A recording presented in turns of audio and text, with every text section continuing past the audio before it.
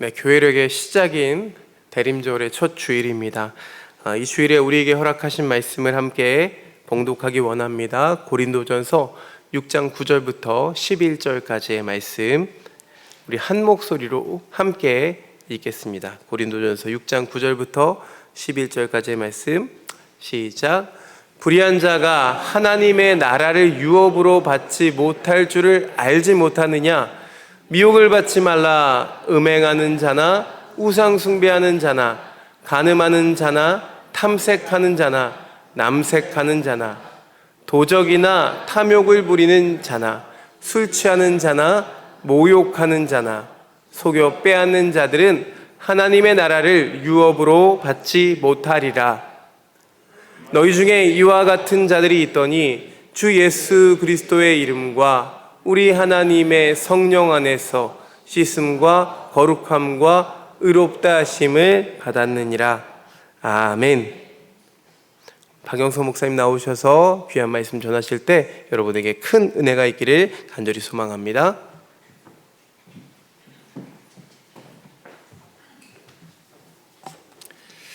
잠시 기도하겠습니다. 사랑의 하나님 아버지, 감사합니다. 오늘도 주의 말씀을 전하고 나눌 때 성령께서 우리 가운데 역사하셔서 우리가 그 하나님의 뜻을 알게 하시고 그 하나님의 뜻대로 이 땅을 살아가게 하여 주시옵소서. 살아계신 예수님의 이름으로 기도드리옵나이다. 아멘. 오늘은 동성애에 관한 성경 말씀이라는 제목으로 하나님의 말씀을 나누도록 하겠습니다. 동성애와 성소수자에 대한 문제는 이제는 우리나라에서도 중요한 사회적인 이슈가 되고 있습니다. 그리고 점점 사회적인 이슈를 넘어 법적이고 정치적이고 동시에 종교적인 이슈가 되어가고 있습니다. 저는 제가 2010년까지 패스터 인콰이러와 캔디데이스로 있었던 미국의 대표적인 장로교단인 PCUSA에서 동성애자 집사, 장로, 목사 안수 문제로 30년 이상 진통을 겪었었던 것을 기억합니다. 그 후 이 부분이 통과되자 많은 한국 이민교회들은 그 교단을 떠났고 교회 재선권 문제로 그렇지 못한 교회들과 성도들은 많은 심적 어려움을 겪게 됐었습니다.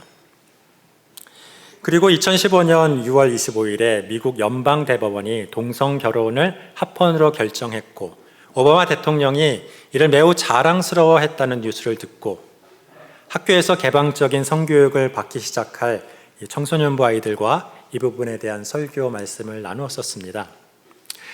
그리고 언젠가는 우리나라 교회에서도 이 문제로 진통을 겪기 시작하리라 생각했었는데 최근 포괄적 차별금지법 논란을 통하여 그것이 현실이 되었습니다. 원래 이 뜨거운 감자는 잘못 건드리면 화상을 입습니다. 아무리 잘해야 본전이고 일부에게는 반드시 욕을 먹을 수밖에 없습니다. 그러나 관련된 설교가 필요하다는 요청이 있었고 또 언젠가는 나누어야 할 말씀이기에 최선을 다해 객관적으로 그러나 가감없이 성경의 말씀을 나누려고 합니다. 성령님의 도우심과 지혜를 구하며 이 말씀을 나눕니다. 먼저 성소수자를 의미하는 LGBTQ+라는 용어에 대해서 설명을 드립니다. L, 레즈비언, 여성 동성애자, G, 게이, 남성 동성애자, B, 바이섹슈얼, 양성애자, T, 트랜스젠더, 성전환자, Q, 퀴어, 다양한 성소수자를 의미합니다. 그리고 플러스는 그 외에 또 무성애자, 범성애자, 젠더 플루이드, 제3의 성, 양성성, 팬젠더 등 다양한 모든 성소수자를 의미한다고 합니다. 따라서 동성애자는 성소수자 중에 일부인 것이죠. 좀 복잡하지만 꼭 이해하고 넘어갈 부분은 성지향성과 성정체성은 구분해야 한다는 것입니다. 남자가 남자에게 성적으로 끌리는 게이나 여자가 여자에게 성적으로 끌리는 레즈비언은 동성애자이고 남녀를 구분하지 않고 성적으로 끌리는 사람은 양성애자인데 이는 성적 지향성이 일반 이성애자와 다른 성소수자를 말합니다. 물론 동성이나 양성에게 끌리는 성지향성이 있어도 그런 성관계를 행동하지 않으면 성경에서는 동성애자라고 부르지 않습니다. 그런 성적 성향이 있는 사람일 뿐이죠. 반면에 나는 생물학적으로는 남자인데 여자라고 생각하거나 나는 생물학적으로 여자인데 남자라고 생각하는 사람들이 있습니다. 이 경우에도 그런 성 정체성을 가지고 있어도 그냥 자신의 생물학적 성에 맞추어 살아가는 사람은 성경적으로 보면 트랜스젠더가 아닙니다. 남자인데 여자같이 꾸미고 여자 옷을 입는 것에서 시작해서 성전환 수술을 받는 경우에만 성경에서는 트랜스젠더라고 말합니다. 그런데 트랜스젠더가 아니면서 동성애자도 있고 이성애자도 있고 양성애자도 있고요.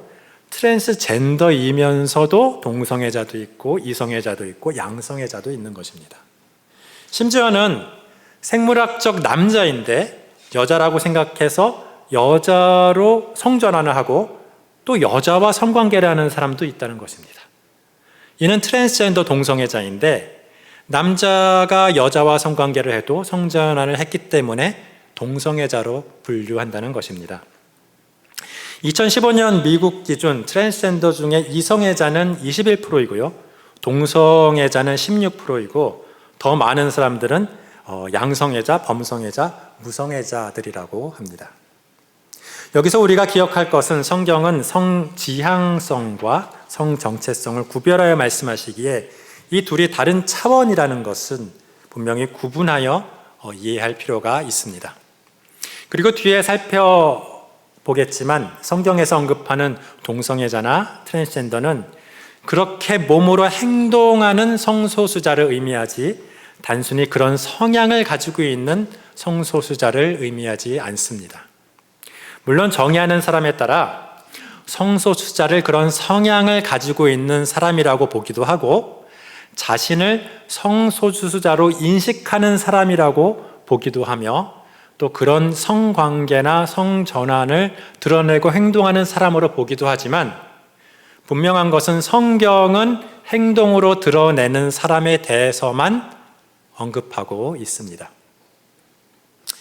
우리는 이러한 사람들이 매우 적은 수이고 나와는 상관없다고 생각할지 모르지만 이제 그렇지 않습니다.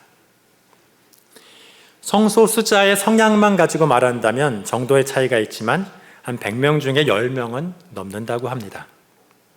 그러나 자신을 그렇게 인식하는 사람은 그보다 적습니다.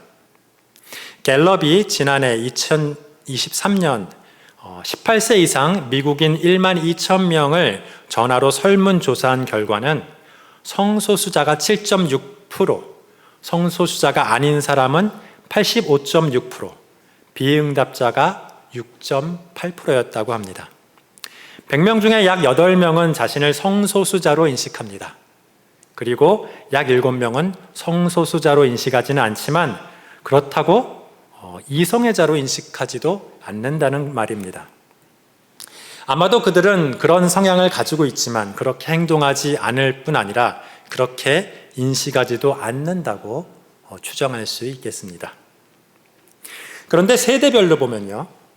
59세에서 77세인 베이비부머 세대는 2.3%만 자신을 성소수자로 인식했지만 43세에서 58세인 X세대는 4.5%, 27세에서 42세인 밀레니얼 세대는 9.8%, 그리고 18세에서 26세인 Z세대는 22.3%나 자신을 성소수자로 인식했다고 합니다. 약 50년의 세월 동안 자신을 성소수자로 인식하는 사람들의 비율이 10배나 증가했습니다. 이는 그런 타고난 성향이 별로 없는 사람까지도 그렇게 인식하기 시작했다는 것입니다. 과거에는 사람들이 성소수자의 성향이 강해도 대부분 그렇게 인식하지 않으려 하고 더더욱 그렇게 행동하지 않으려 했습니다.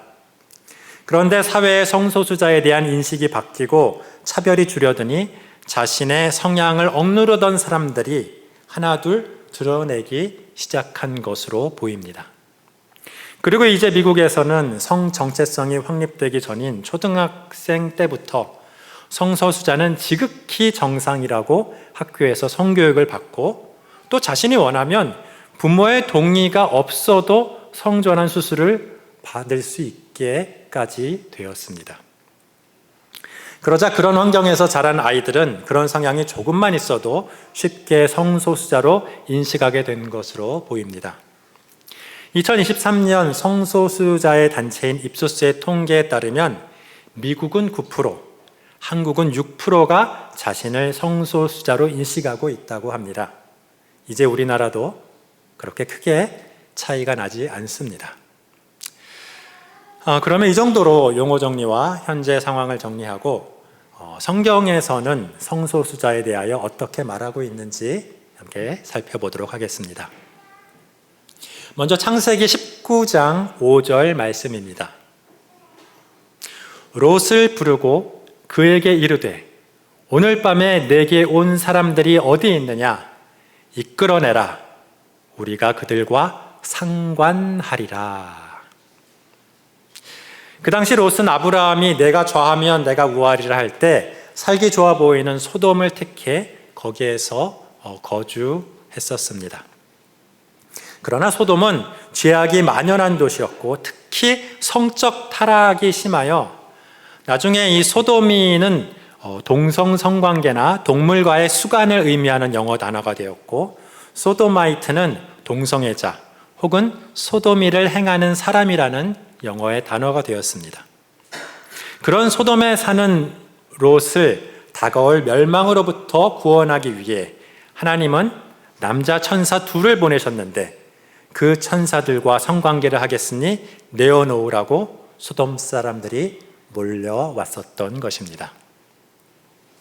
여기서 우리가 그들을 상관하리라 해서 상관하다는 이 히브리어 야다는 체험하여 안다는 말인데, 성관계를 완곡하게 표현하는 말로 성경에서도 한 10번 정도 쓰였습니다. 물론 여기서 양쪽이 남성이므로 동성애라고 해석할 수 있습니다. 그런데 7절의 롯은 내 형제들아 이런 악을 행하지 말라 하면서 이를 악으로 규정한 것을 볼 수 있습니다.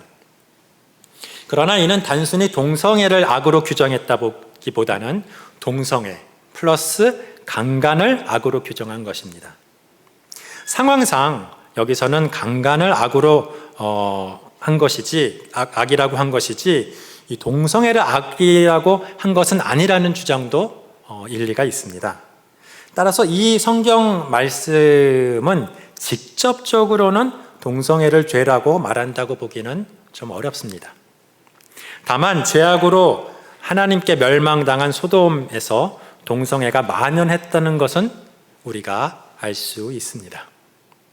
다음은 레위기의 율법 규정입니다. 레위기 18장 22절은 너는 여자와 동침함 같이 남자와 동침하지 말라. 이는 가증한 일이니라고 말씀하십니다. 또한 20장 13절에 누구든지 여인과 동침하듯 남자와 동침하면 둘 다 가증한 일을 행함인즉 반드시 죽일지니 자기의 피가 자기에게로 돌아가리라고 말씀하십니다. 레위기 18장 말씀은 분명하게 동성애를 죄로 규정하고 금지하고 있으며 20장 말씀은 이를 범죄로까지 규정하고 처벌을 명하고 있습니다. 죄와 범죄는 다릅니다. 영어로 sin이라고 하는 죄는 하나님을 떠난 상태인 원죄와 하나님 보시기에 악한 자범죄를 말하지만 영어로 crime이라고 하는 범죄는 어떤 나라의 법을 어기는 것을 말합니다. 우리가 말하는 살인, 폭행, 강간과 같은 범죄는 죄일 뿐만 아니라 어떤 나라의 법을 어겨 처벌하는 범죄입니다. 당시 이스라엘은 하나님의 율법이 그 나라의 법이었기에 동성애를 죄뿐 아니라 범죄로 규정하고 사형을 시켰습니다. 오늘날도 이란이나 사우디아라비아, 아프가니스탄, 몰디브 같은 많은 이슬람 국가에서는 동성애를 아주 중한 범죄로 규정하고 사형에 처합니다. 모히또 먹으러 몰디브 갔다가 조심해야 될 사람들도 있는 것입니다. 또 많은 국가들은 사형까지는 아니라도 중한 범죄로 규정하고 처벌합니다. 그러나 대부분의 국가들처럼 우리나라는 동성애가 합법이고 2011년 6월 17일 UN 인권이사회가 채택한 동성애 등 개인의 성적 취향과 무관하게 동등한 권리를 인정하는 결의안에 서명했습니다. 따라서 우리나라에서 동성애는 합법이며 범죄가 아닙니다. 그러나 아직은 동성 결혼이나 동성 부부의 입양이나 성적 지향이 포함된 차별금지법은 합법이 아닙니다. 구약의 율법은 그리스도인이라도 오늘날 모두 지키지는 않습니다. 여자를 차별하는 율법은 오늘날 시대착오적인 것으로 인정되어 그 의미를 상실했습니다. 따라서 동정애를 범죄로 규정하고 죽이라는 레위기 20장의 처벌 규정도 오늘날 대부분의 사회에서 그 법적 의미를 상실했다고 볼 수 있겠습니다. 그러나 동성애는 가증한 것이라는 말씀까지 그 의미가 상실되었다고 보기는 어렵습니다. 이는 창세기 2장 22절에 이러므로 남자가 부모를 떠나 그 아내와 합하여 둘이 한 몸을 이룰지로다는 말씀이 규정하는 남자와 여자의 결혼을 약화시키기 때문입니다. 남녀 간의 결혼을 통하여 자손을 번창시키는 일은 창세기 1장 28절에 생육하고 번성하여 땅에 충만하라는 하나님의 명령에 부합되며 또 예수님이 오실 이스라엘 민족을 만들기 위해서도 꼭 필요한 일인데 동성애는 이를 방해하기 때문입니다. 그러나 구약에서 예수님이 오실 이스라엘을 만들기 위해 주셨던 이 물질적인 복은 이미 예수님이 오신 신약에는 더 이상 필수적인 복이 아닌 것처럼 자손을 번성하게 하기 위한 결혼도 이 예수님이 오신 이 신약에서 더 이상 필수적인 것이 아니며 따라서 이제는 동성애를 죄로 규정하면 안 된다고 반박하는 사람들도 있습니다. 그러면 예수님이 이제 이미 오신 신약에서는 동성애를 어떻게 말씀하시는지를 살펴보도록 하겠습니다. 사도 바울은 로마서 1장에서 하나님이 우상 숭배자들을 여러 가지 죄악 가운데 내어버려 두셨다고 하면서 그 죄악들을 언급합니다. 24절에 그러므로 하나님께서 그들을 마음의 정욕대로 더러움에 내어버려 두사 그들의 몸을 서로 욕되게 하셨으니 26절에 이 때문에 하나님께서 그들을 부끄러운 욕심에 내어버려 두셨으니 곧 그들의 여자들도 순리대로 쓸 것을 바꾸어 영리로 쓰며 27절에 그와 같이 남자들도 순리대로 여자 쓰기를 버리고 서로 향하여 음욕이 부릴 듯하며 남자가 남자와 더불어 부끄러운 일을 행하여 그들의 그릇됨에 상당한 보응을 그들 자신이 받았느니라. 26절은 명백히 여성 간의 동성애를 말하고 있고 27절은 남성 간의 동성애를 말하고 있으며 그것은 그릇된 것이라고 규정하고 있습니다. 특별히 로마에 있는 그리스도인에게 보낸 편지이므로 이스라엘에는 잘 없던 이 소년을 상대로 하는 동성애 등이 만연했던 이 로마의 성적 타락을 겨냥한 말씀으로도 볼 수 있겠습니다. 그리고 여기서 그들의 그릇됨에 상당한 보응은 그 죄에 빠진 자체를 의미하기도 하고 그로 인한 죄책감이기도 하고 또 그로 인한 성병이라고 해석하기도 합니다. 현대 AIDS, 즉 후천성 면역 결핍증이 동성애로 인한 보응이라고 해석하기도 하지만 이는 그 당시에는 모르던 병이었고 동성 성관계가 아닌 수혈이나 유전 등의 여러 경로로도 감염될 수 있기 때문에 다소 무리한 해석이라고 볼 수 있습니다. 그러나 미국 질병통제예방센터 CDC에 따르면 2010년 기준으로 남성 동성애 행위자는 남성 인구의 약 4%이지만 남성의 새로운 HIV 감염의 78%를 차지하므로 무관하다고 보기는 어렵습니다. 다음은 오늘 본문인 고린도전서 6장 9절에서 10절의 말씀입니다. 불의한 자가 하나님의 나라를 유업으로 받지 못할 줄을 알지 못하느냐? 미혹을 받지 말라. 음행하는 자나 우상 숭배하는 자나 간음하는 자나 탐색하는 자나 남색하는 자나 도적이나 탐욕을 부리는 자나 술 취하는 자나 모욕하는 자나 속여 빼앗는 자들은 하나님의 나라를 유업으로 받지 못하리라. 하나님의 나라를 유업으로 받지 못하는 불의한 자에 대하여 말씀하십니다. 음행, 우상숭배, 간음 등과 함께 남색도 불의하다고 합니다. 여기서 불의하다는 말은 하나님 앞에 죄라는 말씀입니다. 여기서 남색이라고 번역한 헬라어 아르세노코이테스는 남자와 침대를 같이 쓴다라는 의미입니다. 이 말은 남성 동성애자만을 의미합니다. 이 단어는 디모데전서 1장 10절에도 나옵니다. 음행하는 자와 남색하는 자와 인신매매를 하는 자와 거짓말하는 자와 거짓 맹세를 하는 자와 기타 바른 교훈을 거스리는 자를 위함이니 이는 율법이 죄를 규정하는 데 유익하므로 의인이 아닌 죄인을 위하는 것이라고 하며 언급하는 이 죄인들 중에 하나로서 또 이 남색이 나옵니다.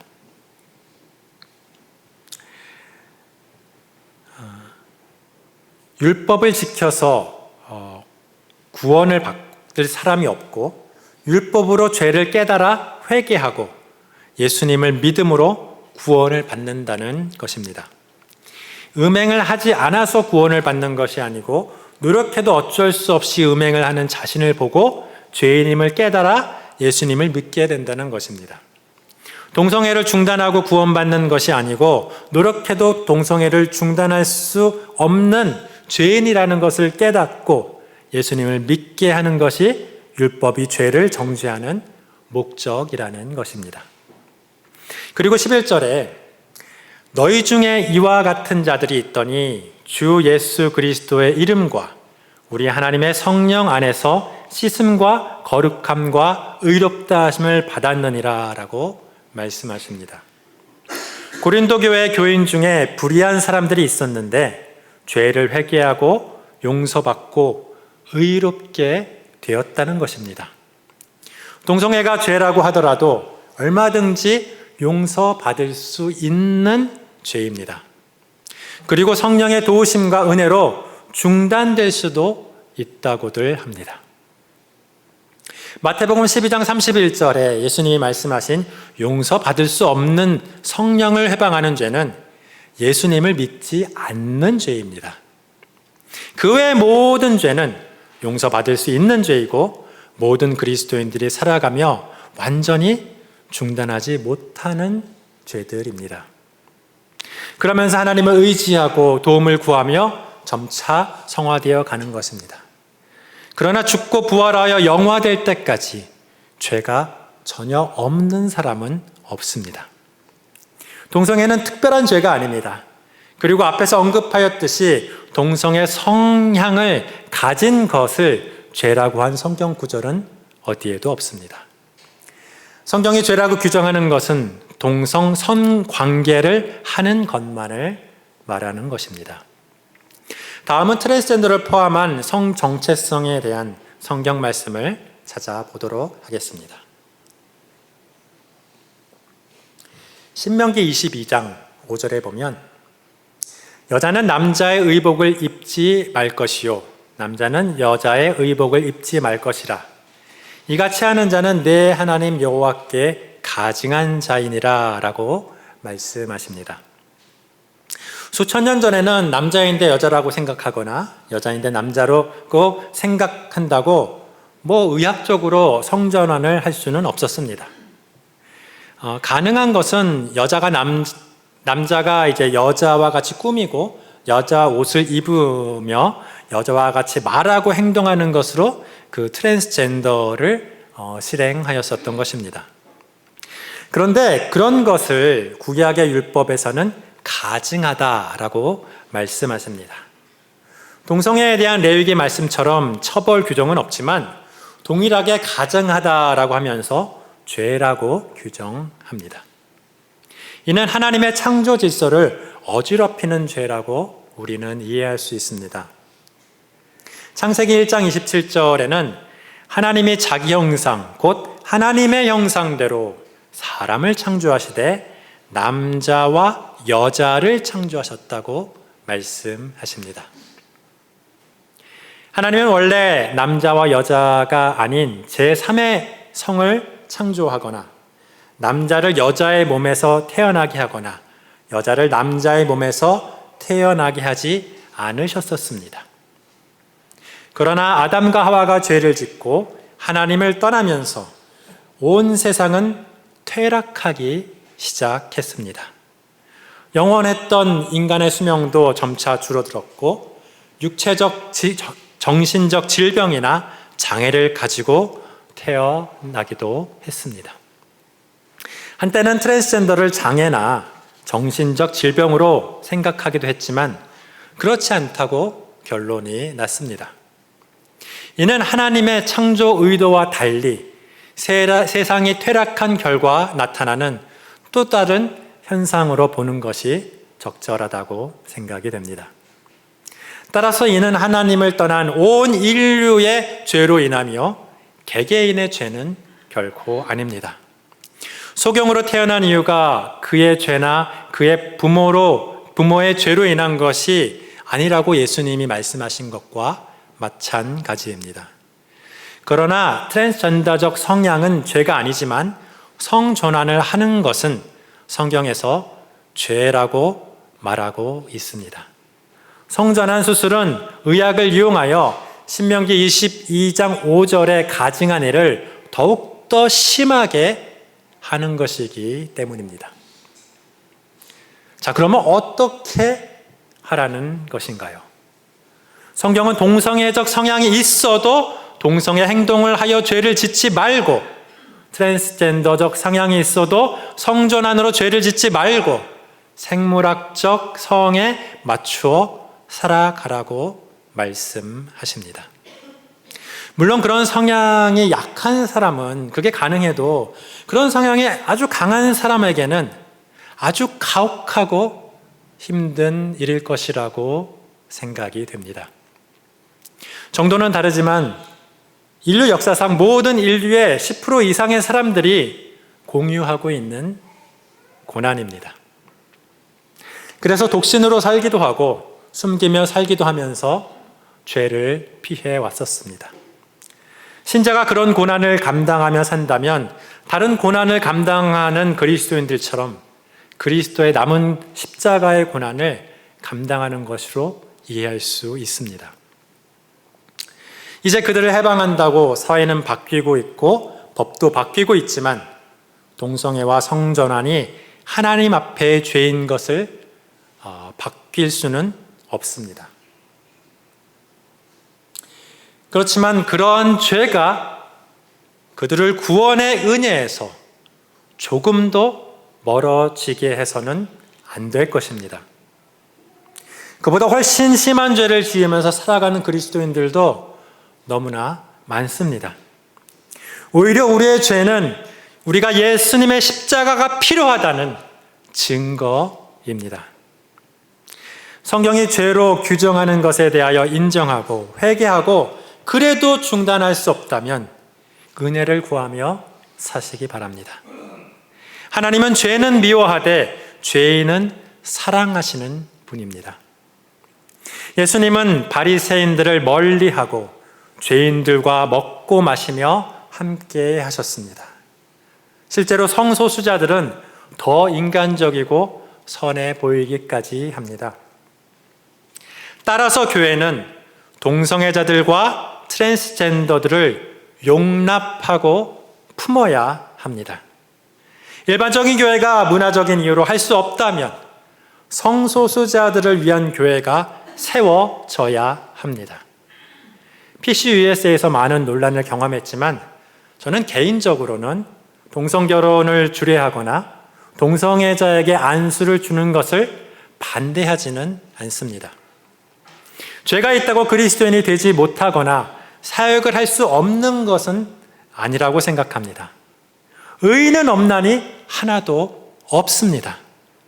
오직 예수님의 의를 옷 입고 살아가는 것입니다. 그 죄를 본인이 현재 인정하건 인정하지 못하건 그렇게까지 중요하지는 않다고 생각합니다.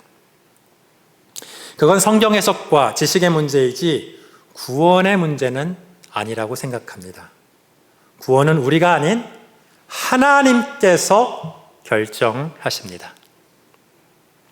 그런데 문제는 앞으로 더 많은 성소수자들은 이것이 죄가 아니고 비정상적인 것이 아니며 당연한 것이라고 주장할 것입니다. 동성애적 성향이 적어서 이성과 결혼해서 살아가는데 큰 문제가 없는 사람들까지 자극하여 동성애를 유도하는 것은 또 다른 죄입니다. 자신의 생물학적 성에 맞추어 얼마든지 살아갈 수 있는 아이들까지 성교육을 통해 자극하여 성전환 수술을 유도하는 것도 그 같은 죄입니다. 왜 베이비부머 세대는 2.3%만 자신이 성소수자라고 인식하는데 Z세대는 22.3%나 자신이 성소수자라고 인식을 했을까요? 교육 때문입니다. 사회 환경의 변화 때문입니다. 성소수자적 성향을 가진 사람들이 10%가 좀 넘는 정도이고 그 중에 많은 사람들은 정상으로 살아갈 수 있는데 왜 22.3%나 자신을 성소수자로 인식을 했느냐 말입니다. 동성애와 성전환을 유도하는 교육과 이를 장려하는 사회적 환경의 변화 때문입니다. 사회적으로 힘 있는 성소수자들과 그들을 지지하는 사람들의 정치적, 경제적 영향력입니다. 교육이 높을수록, 돈이 많을수록, 권력이 있을수록, 인기가 있을수록 성소수자들의 비율은 점점 높아만 보입니다. 동성애를 언급한 로마서 1장의 뒤쪽에 보면 32절에 그들이 이 같은 일을 행하는 자는 사형에 해당한다고 하나님께서 정하심을 알고도 자기들만 행할 뿐 아니라 또한 그런 일을 행하는 자들을 옳다 하느니라 라고 말씀합니다. 원래 죄인들은 자신이 죄에서 헤어나오지 못하면 자신들의 죄를 정당화하기 위해서 더 많은 사람들이 같은 죄를 짓도록 만드는 경향이 있습니다. 그리고 이렇게 많은 사람들이 행하는 것은 죄가 아니라고 정당화하는 것이죠. 세상에서는 그것이 통할지 모르지만 하나님 앞에서는 어림없습니다. 사회에서 범죄는 다수결로 결정할지 몰라도 하나님 앞에서 죄는 다수결로 결정하는 것이 아닙니다. 이대로 가면 앞으로 성소수자는 분명히 20%를 넘어갈 것입니다. 그러나 절반이 넘는다고 해도 성경이 말하는 죄는 결코 사라지지 않습니다. 따라서 이를 통해 성경적 가치관이 파괴되고 가정이 파괴되고 전통 질서가 붕괴되는 것은 최선을 다하여 막아야 하지 않을까 생각이 됩니다. 아마도 막을 수 없겠지만 할 수 있을 때까지 기도하고 노력해야 하지 않을까 생각합니다. 우리가 하나님의 나라를 이 땅에 건설해 가도 동시에 이 세상은 더 죄악된 세상이 되어 갈 것입니다. 지금 우리나라는 그리스도인들 중에 포괄적 차별금지법을 반대하는 분도 있고 찬성해야 한다는 분도 있습니다. 원칙적으로 성소수자 차별금지에는 모두 찬성하겠지만 역차별 문제와 동성애와 성전환이 장려될 우려가 있기 때문입니다. 얼마나 시간이 걸릴지는 모르지만 아무리 반대를 해도 결국은 통과될 것이라고 생각됩니다.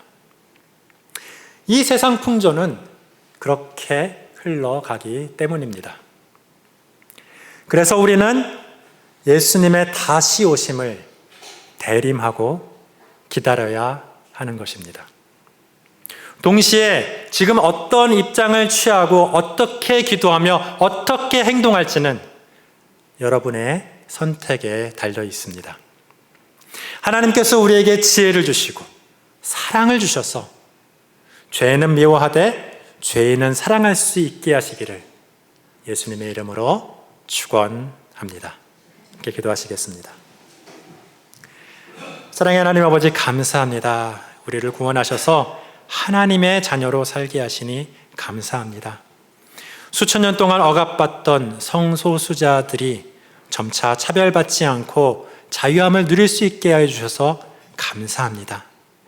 그러나 그것이 오용되어서 성경의 가치관을 훼손하고 가정을 파괴하지 않기를 기도합니다.